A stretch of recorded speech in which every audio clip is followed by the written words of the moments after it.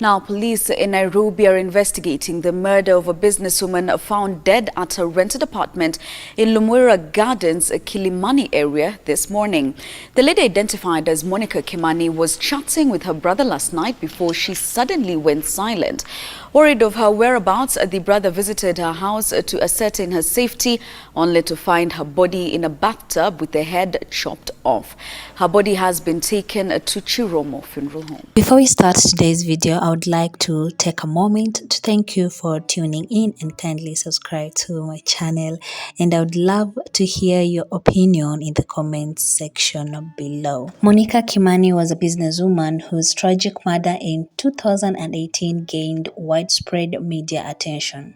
Her body was found in her apartment with signs of a violent struggle. The case captivated the nation and led to the arrest of several individuals, including Joseph Jowie Irungu and Jackie Maribe.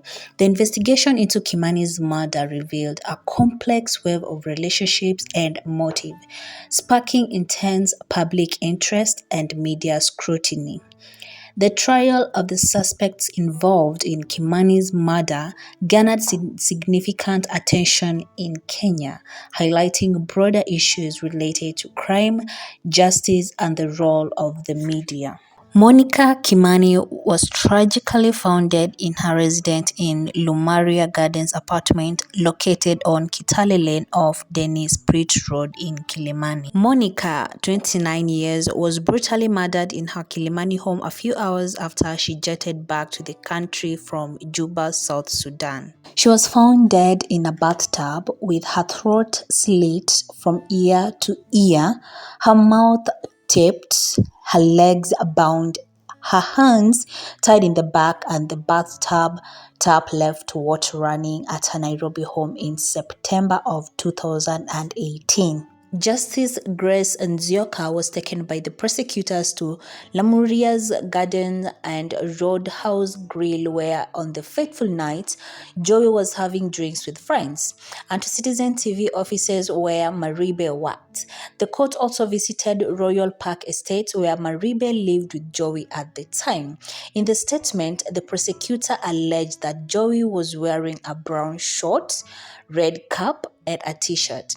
He was at a Roadhouse Grill at around 4 p.m. He was then joined by his friends, and he later left in a hurry around 8 p.m. after incurring a bill of 3,000 shillings. He was driving Maribe's car. He went to his place to put on a jacket and then took a cab to Monica's house. He was dropped here by a taxi that is shown by Lamuria's Gardens, walked in and was attended to by the guard, where his details were taken. He produced an ID which had different names of Dominic Bicera. It was stolen from Royal Park. The phone number of Joseph Irungu alias Jowie, who is charged with the murder of businesswoman Monica Kimani, was traced to Kileleshwa at the night she died. Phone data records produced in court by officer attached to the Directorate of Criminals Investigation and currently seconded by Safaricom Law Enforcement Office show Jowie's phone number at Kileleshwa on September 19, 2018 at exactly 21:19 hours. Same phone number was later captured at 23:53 hours at Nairobi Gospel of God and at 00:0 hours at Madaraka Nairobi Housing Corporation. On September 23rd at 06:57 hours, Jowie's number was located at Kijabe Hospital, and also on September 24th before it was later located at Gitaru and Langata. The deceased phone calls records, on the other hand, were captured on the Jomo Kenyatta International Airport on September 19th at exactly 06:59 hours before later being captured at Embakasi Corner, then Kileleshwa. About the deceased, I feel there is something missing about the hours. Why are the activities not recorded?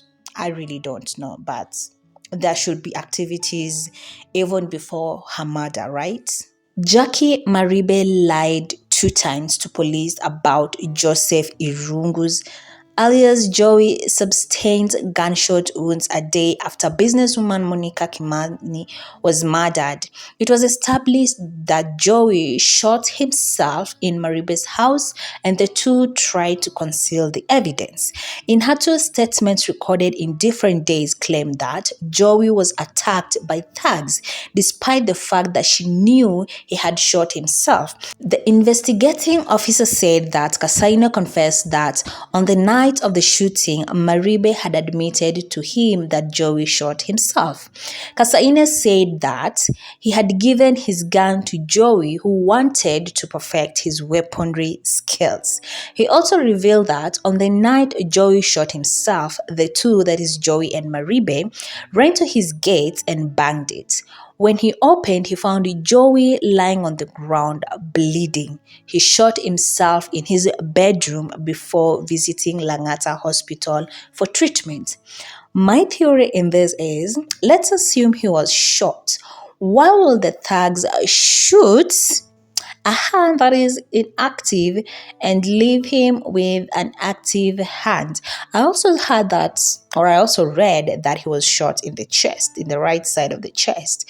As for me, I'm seeing the left hand that is hanging. Anyway, I digress.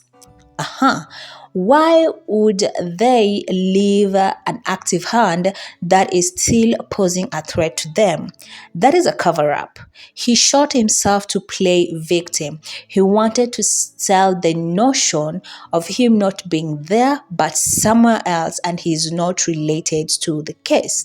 For God's sake, he took selfies and posted on social media to garner sympathy. The fuck, I know I'm spiraling, but what the fuck is wrong with this dude? Is he okay? Who raised this one? Who? Okay, let's continue. To make the matters worse, he even bragged that this case will go nowhere. Interesting choice of word, and also interesting of how the sentencing of this case has been suspended over and over. Like, it's 3 times that this case sentencing has been suspended. I'm not a lawyer or a judge. I'm going to digress. To make this more interesting, he was also the last person to see Monica before her murder. Joseph Irungu, the suspect, was Monica's one-time college mate at the Technical University of Kenya in 2012. So, in my theory or my thinking, he was jealous, a man who couldn't see or couldn't stand a female friend be successful. Was it a case of business deal gone sour? I doubt it. Or a crime of passion? Yes. I smell a premeditated crime of passion. With this, I would say a crime of passion. The killer's intention wanted it to seem like a suicide. It was personal for someone to get that close and slit someone's throat. I'm also assuming that there was no break-ins that would have been a possibility. So this is someone who was comfortable with being in her house, and she was comfortable with this person being in her house. There is no CCTV camera recording long before Monica's arrival, so that is why people are saying it's premeditated. I'm also saying it is premeditated. He also attempted to burn his clothes that were caught on CCTV at Roadhouse Grill. Why would you do that if you know you're innocent? Why? DNA test results have also indicated that the CCTV journalist Jackie Maribe's fiancé, that is Joseph Irungu, actually played a part in the killing of Monica Kimani. Now, I know it's annoying because this has gone way, way too long. Way too long. Justice should have been served a long time ago. Anyways, this is one of those cases that we don't know how it's going to end, but we still put our eyes out there. We still sympathize with the family because they need justice. Despite the fact that they forgave the person who did this, it does not mean that they have forgotten. They want justice to be done. Their case has been ongoing and the sentencing has been postponed in 3 occasions. That is October, December, both of 2023, and January, that is of 2024.